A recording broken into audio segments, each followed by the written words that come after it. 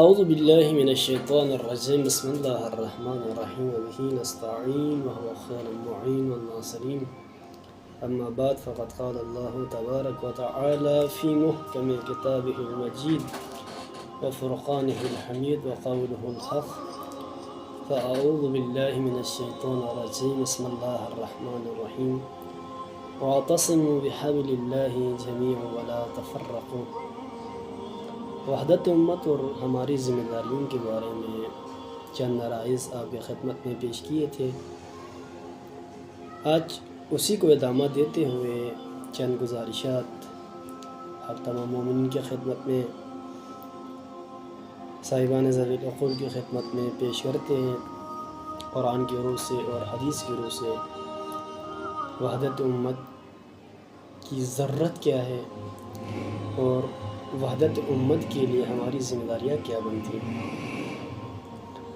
وحدت امت ایک مسلم قاعدہ ہے، قرآنی قاعدہ، قرآنی دستور ہے، قرآنی آئین ہے، جس کی طرف قرآن مجید نے کئی مقامات میں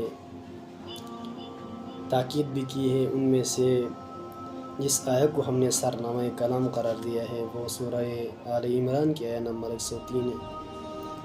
خداوند تبارک و تعالی ارشاد فرماتے ہیں کہ وَاعْتَصِمُوا بِحَبْلِ اللَّهِ جَمِيعًا وَلَا تَفَرَّقُوا، اللہ کے رسی کو مضبوطی سے تھامے رکھو، جمیعاً یعنی اپنی انفرادیت سے باہر نکل کے اجتماع میں آ کے اجتماعی طور پہ اللہ کے اس رسی کو مضبوطی سے تھامے رکھو، وَلَا تَفَرَّقُوا اور تفرقہ نہ کرو، فرقہ واریت نہیں پھیلاؤ۔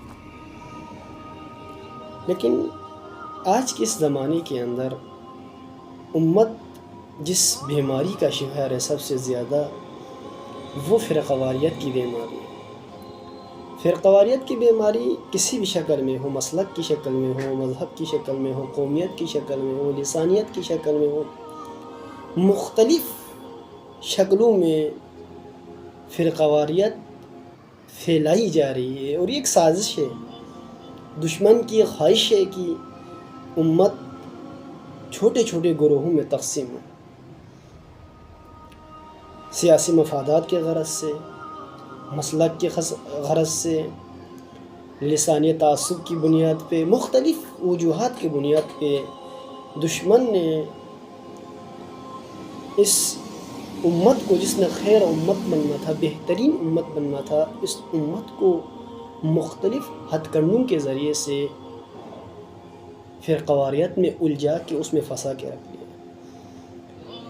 اس طرح فرقہ واریت کے اندر اس امت کو الجھایا ہے کہ نہ وحدت بین المسلمین ممکن ہوتے نظر آتا ہے، نہ وحدت بین المؤمنین ممکن ہوتے نظر آتا ہے، کیونکہ جس انداز سے شدت پائی جاتی ہے اس شدت سے اندازہ یہ لگایا جا سکتا ہے کہ یہ چیزیں ممکن نہیں، حالانکہ قرآن مجید کے اندر اور ائمہ معصومین کے روایات کے تاکیدات کے مد نظر میں ایک قرآنی اصولی موقف ہے، اس کو ہر شخص نے بجا لانا ہے، اور ہر شخص کے اوپر ذمہ داری عائد ہو جاتی ہے کہ اس اصولی موقف کے مطابق زندگی بسر کرے۔ وہ وحدت ہے، اور اس ہر وحدت کے لیے ہر شخص، صاحبان علم، جوان ہو، بزرگ ہو، ہر ایک کی ذمہ داری ہے کہ وہ وحدت کو اس معاشرے کے اندر قائم کرے۔ وحدت سے مراد ہم نے یہ نہیں لیا کہ اپنا مذہب چھوڑ کے دوسرے مذہب میں جائے، اپنا دین چھوڑ کے دوسرے کے دین میں چلے جائے، یا دوسرا دین چھوڑ کے آپ کے دین میں آ جائے، نہ، اجتماعیات پہ اکٹھ ہو جائے، اختلافات کو بالائے طاق رکھا جائے تاکہ دشمن کو یہ موقع ہی نہ ملے۔ اب قرآن مجید کے اندر وہ میں آیا آپ کی خدمت میں پیش کروں گا، سورہ انفال کی آیت نمبر 46 ہے کہ 9واں پارہ سورہ انفال کا 10واں پارہ ہے سورہ انفال کی میں، اور سورہ انفال کی آیت نمبر 46، اس میں خداوند تبارک و تعالی ارشاد فرماتے ہیں کہ اطیعوا اللہ و اطیعوا الرسول، اللہ کی اطاعت کرو اور رسول خدا صلی اللہ علیہ وآلہ وسلم کی اطاعت کرو. اطاعت یعنی پیروی.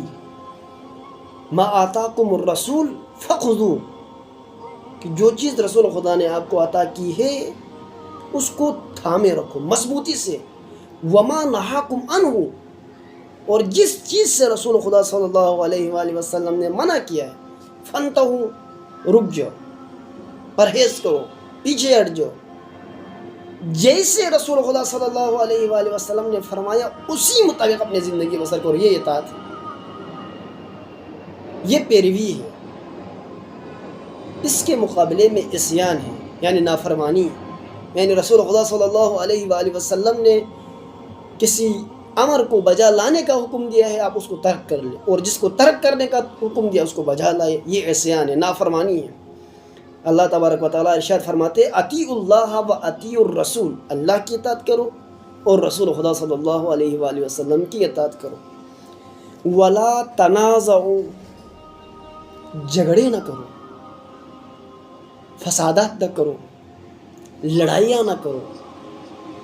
نتیجہ کیا ہوگا؟ فَتَفْشَلُوا وَتَذْهَبَ رِيحُكُمْ، آپس میں جھگڑے نہ کرو ورنہ ہمت ہار جاؤ گے. وَتَذْهَبَ رِيحُكُمْ، اور تمہاری ہوا اکھڑ جائے گی یا ہوا نکل جائے گی. وَاصْبِرُوا، اور صبر کرو. اب دیکھو نتیجہ، فرقواریت کا نتیجہ، تفرقے کا نتیجہ قرآن مجید کے اندر ہے کہ ہمت ہار جاؤ گے، دشمن غالب آ جائے گا، دشمن کامیاب ہو جائے گا اور کمزور ہو جاؤ گے، اور ہوا آپ کی نکل جائے گی اور دشمن کی خواہش پوری ہو جائے گی.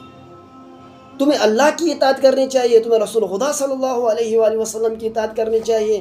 رسول خدا صلی اللہ علیہ وآلہ وسلم نے ارشاد فرمایا انی طارق فیکم الثقلین کتاب اللہ و عترتی، دو گرا قدر چیزیں چھوڑے جا رہا ہوں، قرآن، عترت، اہل بیت، ان کے ساتھ متمسک ہو جاؤ. یہی حبل اللہ ہے. جیسے امام جعفر صادق علیہ السلام فرماتے ہیں نحن حبل اللہ، ہم اللہ کے رسیا ہیں. ان کے ساتھ متمسک ہونے سے انسان نجات پاتا ہے.